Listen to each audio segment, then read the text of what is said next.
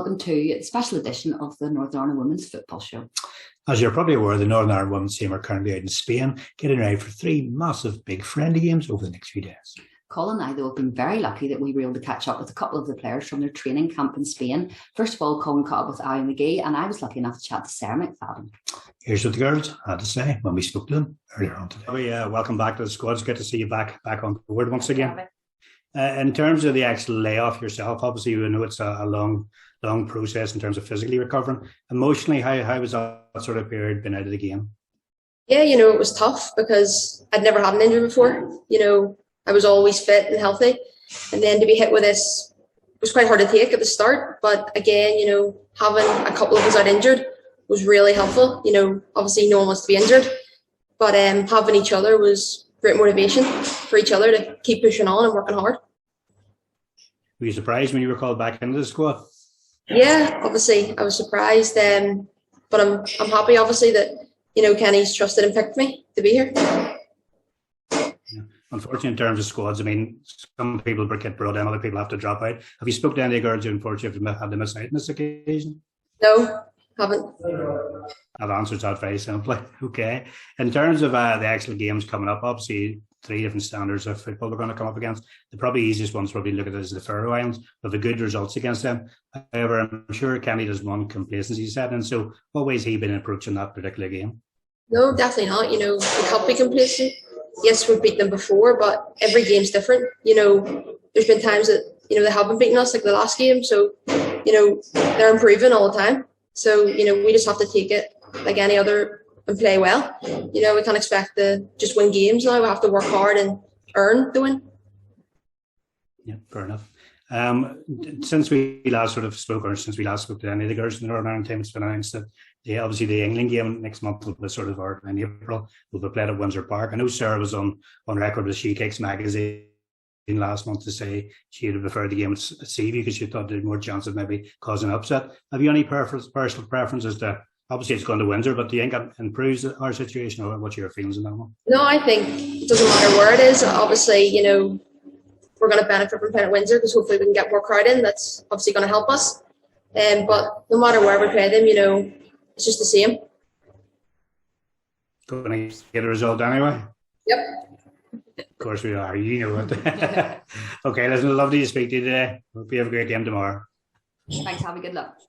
Thanks. I don't know if you've seen the weather back in Northern Ireland, but we're in the middle of a weather warning, as Andy mentioned. I'm sure it's lovely out there. Do you have to acclimatise to the different temperature, and what are the facilities like in comparison?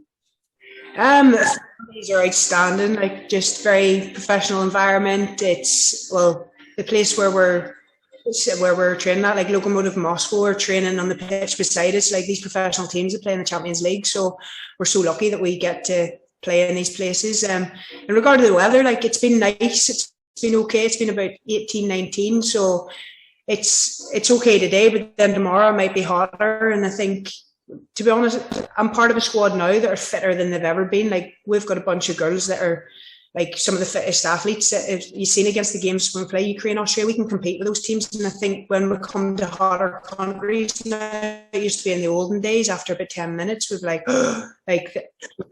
But now we're in a position where we're fit enough to be able to acclimatise a lot quicker than maybe what we did in the olden days. And Sarah, can I just ask you guys about ice baths? So I've just made my comeback in football, big news, and I was really suffering from Sunday.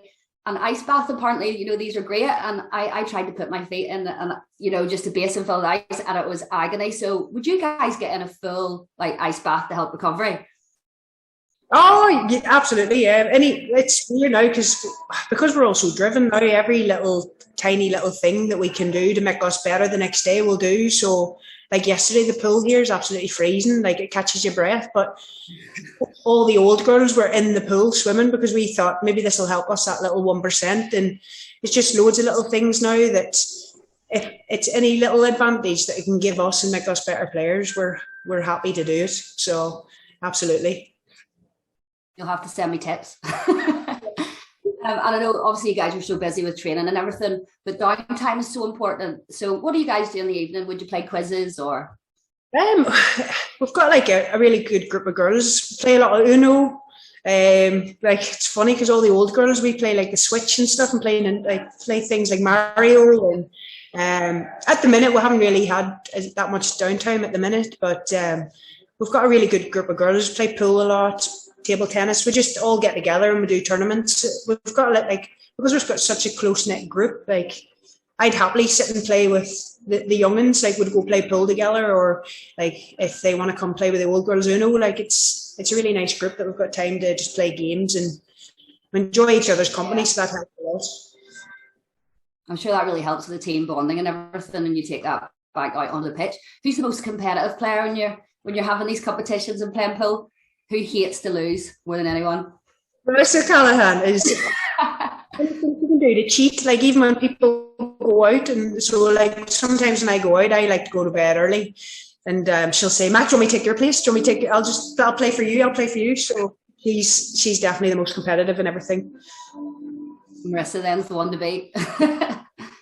And obviously you are one of the most like senior and experienced players, and you do have new faces coming in, players returning from injury.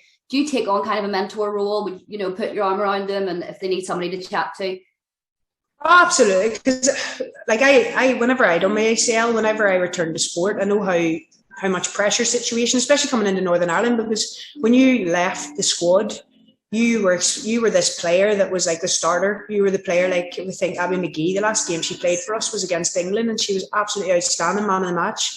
So players like that, Megan Bell, like whenever they come in, they do feel a lot of pressure. Am I happy to be here?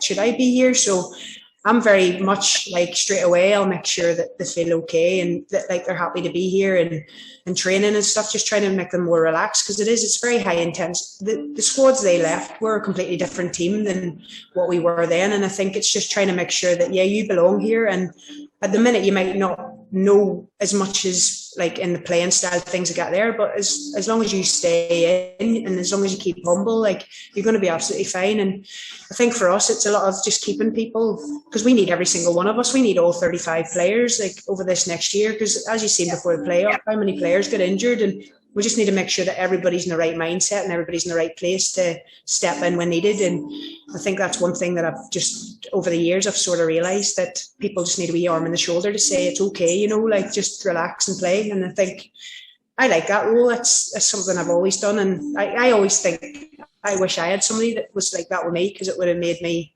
like not be as worried and stuff. So yeah, absolutely. Yeah, I'm sure it really helps them settle in. And Sarah, then the players that are obviously training full time from January, are they tired? Are they getting used to it? How's that going for them? I think that's what they were saying. Like the first few weeks, they were struggling a little bit, but they had a 6 weeks off. But as they've come into this camp now, like they've had less niggles.